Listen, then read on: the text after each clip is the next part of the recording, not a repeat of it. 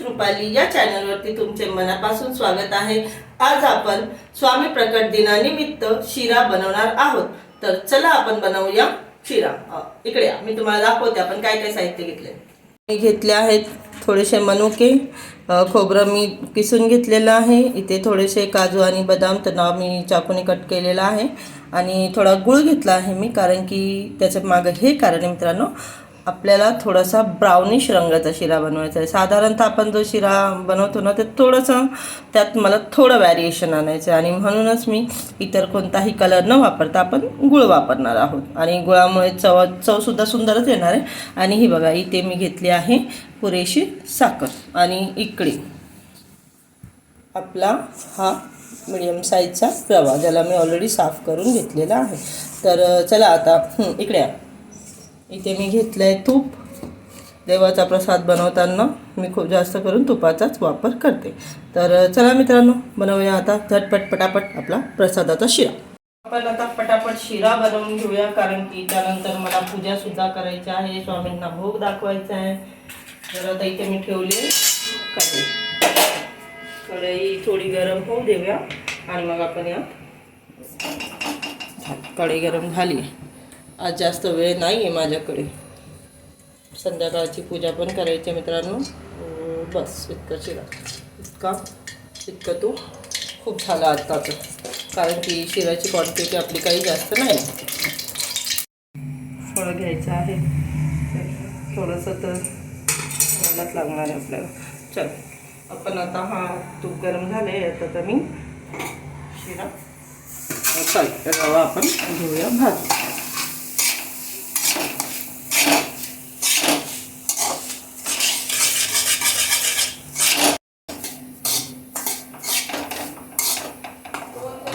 रव्याची जोपर्यंत छान सुगंध येत नाही मित्रांनो, तोपर्यंत आपण याला असंच परतवणार आहोत। रवा भाजताना खूप छान असा सुगंध येतो, बस आपण त्याच सुगंधाची वाट बघत आहोत। तसंच आपल्याला सुगंध येऊ लागला तसंच आपण आपली प्रक्रिया थांबवणार आहोत। बघा, आपल्याला खूप जास्त रवा जाळायचा पण नाही आणि रवा आपला कच्चा राहिला सुद्धा नाही पाहिजे, याची आपण घेत आहोत पूर्णपणे काळजी। आता रवा पूर्णपणे भाजलेला आहे, तर हलकासं गरम व्हावे म्हणून मी आता वरतून ड्रायफ्रूट सोडते मित्रांनो। खूप जास्त फ्राय पण नाही करायचे आणि कच्चे पण नाही ठेवायचे। आपले ड्रायफ्रूट्स कसे पटकन गरम होतात, फक्त शेकल्याचा फ्लेवर आणण्यासाठी, बाकी सगळं शिऱ्यामध्ये शिजून जाणार ते। आणि असे ड्रायफ्रूट्सला काही शिजवण्याची गरज नसते, पण मी टाकते असंच। झालं आहे आपण, रवा रेडी झाला आहे। मी आता घेत आहे उतरवून। रवा कसा आपण थोडासा ब्राउनिश करून घेतलेला आहे, बाकी आपला जो गुळ आहे बाकीचं काम गुळ करेल, इतका बाद झाला। आता मी शिऱ्यासाठी बघा कढाईमध्ये पाणी टाकते गरम व्हायला। थोडं पाणी आणखीन घेणार आहे मित्रांनो मी, इतकं पाणी बस आहे। पाणी कमी पण नाही पडलं पाहिजे आणि पाणी जास्त सुद्धा व्हायला नको। तर यात मी थोडंसं अंदाजे थोडंसं मी तूप ॲड करत आहे।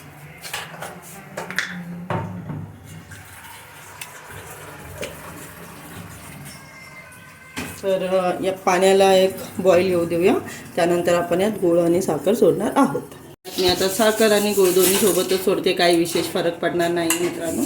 शेवटी त्याच्यामध्ये आपल्याला रवा सोडायचा आहे। जरा आपण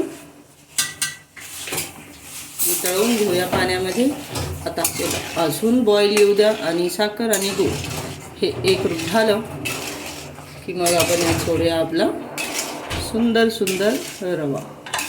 मी यात सोडत आहे रवा आणि रवा सोडेपर्यंत मी गॅसची फ्लेम कमी करते आणि सावकाश आपण रवा त्याच्यात सोडत आहोत।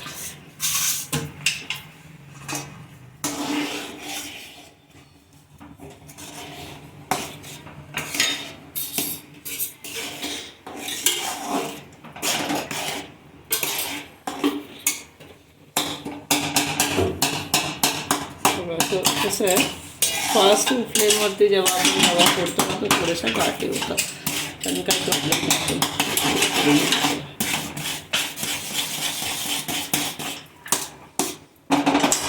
आपल्याला फक्त 2च मिनटं झाकून ठेवायचं. बघा आपण आता झाकण खोलले आणि बघा किती सुंदर कसं आपल्या रव्याने पाणी बघा किती मस्त ॲब्झॉर्ब केलं. आणि हे आहे आपल्या शिऱ्याचं शेवटचं लूक. आणि मी आता सगळ्यात पहिले इथे स्वामींसाठी नैवेद्य काढून ठेवत आहे. हे बघा स्वामींसाठी पहिला नैवेद्य आपल्या माऊलींचा. आज माऊलींचा प्रकट दिन आहे, त्यानिमित्ताने मला पण भोग लावायचा होताच, त्यामुळे मी शिरा ही स्वीट डिश निवडली. तर चला शिरा आता झालेला आहे, नैवेद्य मी वाटीत काढला आहे. आणखीन एक महत्त्वाची गोष्ट म्हणजे स्वामींच्या नैवेद्याच्या ताटामध्ये आपल्याला आपण जोपर्यंत तुळशीचं पान ठेवत नाही तोपर्यंत स्वामी नैवेद्य ग्रहण करत नाही.